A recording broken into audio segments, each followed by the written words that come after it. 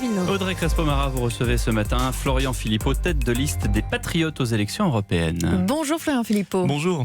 Après que Christophe Castaner a dénoncé une attaque de manifestants contre l'hôpital de la Pitié-Salpêtrière, Jean-Luc Mélenchon l'a traité de menteur et d'incompétent. Dans cette querelle, vous êtes du côté de Mélenchon ou de Castaner ? Je suis du côté, je crois, de la vérité, tout simplement. On a effectivement non plus un ministre de l'Intérieur, mais un menteur de l'Intérieur.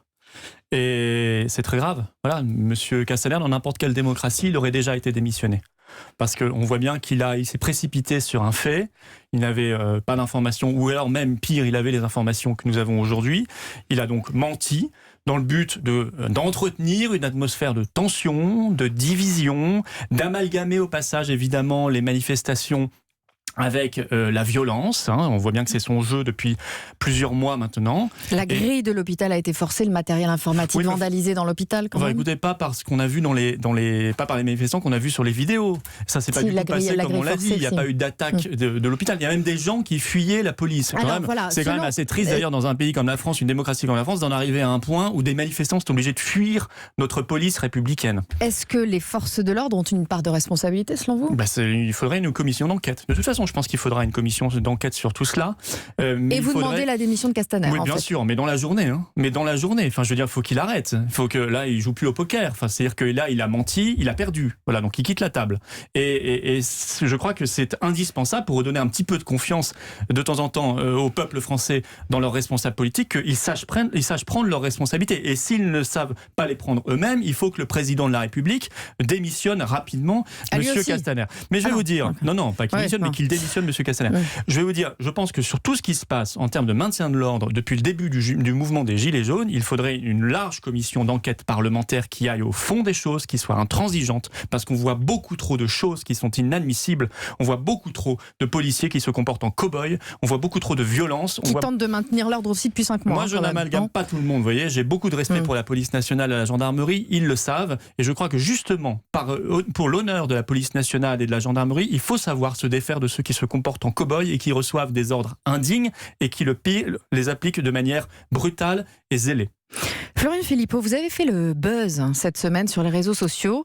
Vous vous êtes fait filmer en train de décrocher le drapeau européen d'un centre des impôts à Forbach.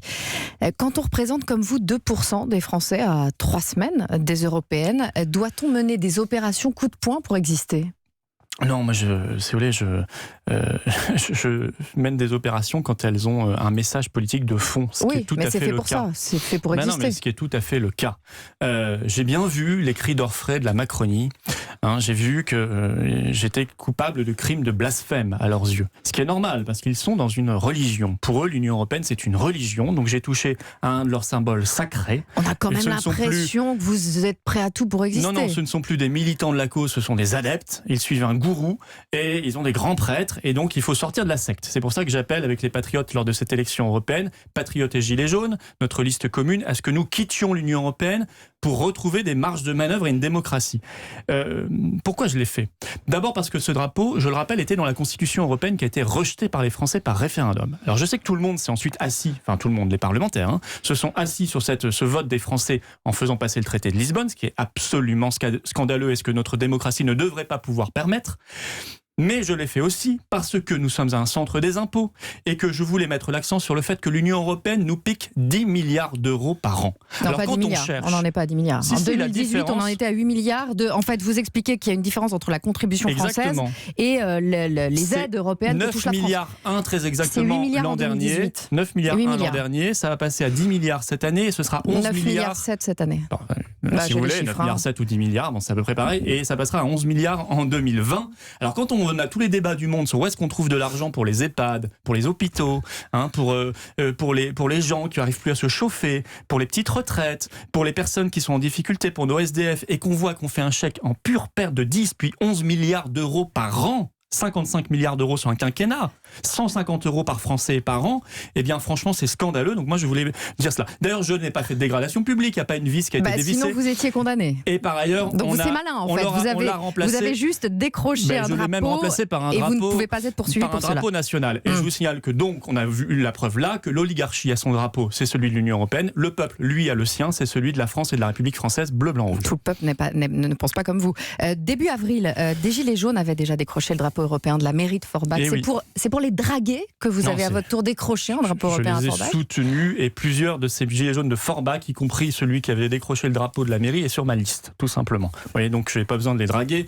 Jean-François Barnaba ? Non, c'est Christian Escoing, il est sur ma liste et il a fait partie des Gilets jaunes, il est dans les Gilets jaunes de Forbach et franchement, mais les imiter, ils n'ont pas besoin d'être dragués, ils sont cohérents, ils voient bien le lien, si vous voulez, entre leur souffrance sociale au quotidien, leurs difficultés, leur petit salaire, leur salaire de misère, le problème de pouvoir d'achat gigantesque, le problème de services publics, le problème que notre pays n'a plus de démocratie, n'a plus de frontières, ni commerciales, ni migratoires, ni économiques, et l'Union européenne. Ils voient bien le lien. Et ils voient bien aussi qu'on leur ment quand on leur dit qu'on va changer l'Europe de l'intérieur, comme leur disent tant de partis politiques aujourd'hui. Moi, je suis cohérent, sincère, je dis qu'il faut la quitter. Mais c'est aussi l'Europe qui vous fait vivre, Florian Philippot, c'est aussi l'Europe qui vous fait vivre, qui vous nourrit. Pas du tout. Vous êtes député européen. C'est payé par l'argent de la France. Je le disais, la 10 milliards d'euros de différence, la différence entre ce que nous donnons et ce que nous recevons. Donc ça permet de vous payer. Il n'y a pas d'argent, il n'y a pas de machine à billets dans le bureau de M. Juncker. Vous savez, l'argent, il vient de bien quelque part. L'argent, il vient des contribuables français. Et moi, je respecte le mandat. Je m'étais fait élire pour faire progresser l'idée d'une sortie de la France de l'Union européenne. Je respecte mon mandat. Florian Philippot, vous êtes désormais allié avec Jean-François Barnaba, un leader des Gilets jaunes, qui a la particularité de bénéficier depuis 10 ans du statut de SPME. Ça veut dire fonctionnaire momentanément privé d'emploi. Ce n'est d'ailleurs pas si momentané, puisqu'il est payé depuis 10 ans à ne rien faire. C'est ça votre modèle de société ?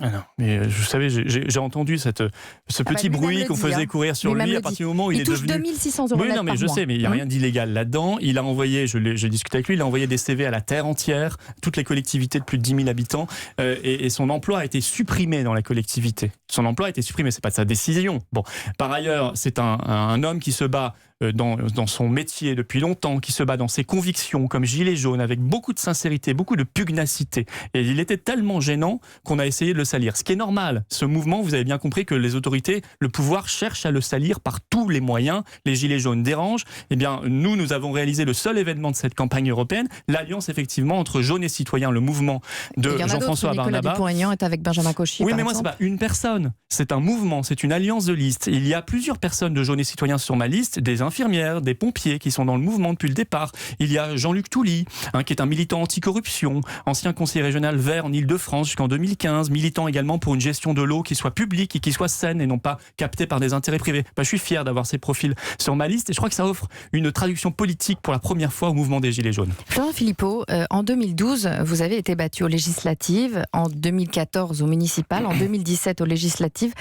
Si cette année vous n'êtes pas élu aux européennes, est-ce que vous jetez l'éponge ? Entre-temps, j'ai gagné au régional, j'ai gagné aux européennes, j'ai gagné au municipal. Bon, bref. Si cette année vous n'êtes pas élu aux européennes, est-ce que vous jetez l'éponge ? Est-ce que je jette l'éponge ? Mais moi, je ne jetterai jamais l'éponge pour mon pays. Je fais de la politique au sens citoyen du terme depuis que je suis tout jeune, parce que je suis un gaulliste social convaincu. Moi, je me bats depuis très longtemps pour la sortie de la France de l'Union européenne, pour le combat social. J'ai ça dans mes tripes, donc jamais je ne renoncerai. Mais vous verrez que nous ferons le score et que nous aurons un très beau score le 26 mai au soir, parce que les Français vont vouloir le renouveau, qu'ils vont vouloir la sincérité et qu'ils en ont marre qu'on leur mente en leur disant on va tout changer, mais en restant dans l'Union européenne. Ça, c'est un mensonge. Florian Philippot, on a un peu l'impression que vous êtes le Bruno Maigret de 2019. Ceux qui quittent les Le Pen n'y survivent pas, au fond. Merci pour la comparaison. Je ne la prends pas à mon compte. Ceux qui quittent les Le Pen n'y survivent pas, au fond. Mais écoutez, vous verrez exactement l'inverse. Et si c'est votre raisonnement, si vous dites quitter les Le Pen, c'est très significatif. Ça veut dire qu'il y a une logique clanique au Rassemblement national. Et c'est vrai que là, on voit maintenant... Il y a juste un père, puis une fille à la tête du parti. Oui, mais maintenant, on voit le beau-frère sur la liste en position éligible, etc. Oui, mais moi, je soutenais sur des positions claires. Voilà, clair, qui était la sortie de la France de l'Union européenne. Pas le revirement qu'ils nous ont fait et pour lequel je les ai quittés. Parce que à partir du moment où ils nous disent on va rester dans l'Union européenne, donc on va rester dans l'euro, on va rester dans Schengen, on va rester dans toutes les politiques épouvantables de l'Union européenne, anti-service public. Ça a l'air de leur réussir plutôt, ils sont en tête des sondages, des derniers sondages. On était largement en tête aux européennes avec l'autre programme à 25%, donc beaucoup plus que ce qu'ils ont aujourd'hui. Non, mais ce que je veux dire, c'est très important, c'est que leur nouveau programme, eh bien, c'est un coup de poignard dans le dos des travailleurs français et des ouvriers. Vous m'entendez, c'est un coup de poignard. Dire qu'on va rester dans l'euro et qu'on va rester dans l'Union européenne, donc on va appliquer le travail détaché, qu'on va appliquer la concurrence déloyale, qu'on va appliquer la politique d'austérité sur les salaires, sur les petits salaires, les petites retraites, qu'on va appliquer la politique de libéralisation des services publics, qu'on va ouvrir grand nos frontières, parce qu'il n'y a pas de secret. Hein. Si on reste dans l'Union européenne, faut pas mentir aux gens. Hein. Ça veut dire qu'on reste dans Schengen, parce que Schengen, c'est dans les traités européens. Eh bien, je vous le dis, c'est un coup de poignard dans le dos des travailleurs, ceux qui ont fait confiance au Front National pendant des années et qui maintenant sont trahis par ce nouveau programme qui a été pris pour des raisons sondagières et électoralistes. Eh bien, avec les Patriotes, il n'y a pas de trahison. Il y a de la sincérité et on a un vrai programme de progrès social et de progrès démocratique, puisque nous défendons par ailleurs la démocratie directe, le RIC et la souveraineté populaire. Merci Florian Philippot. Merci à vous.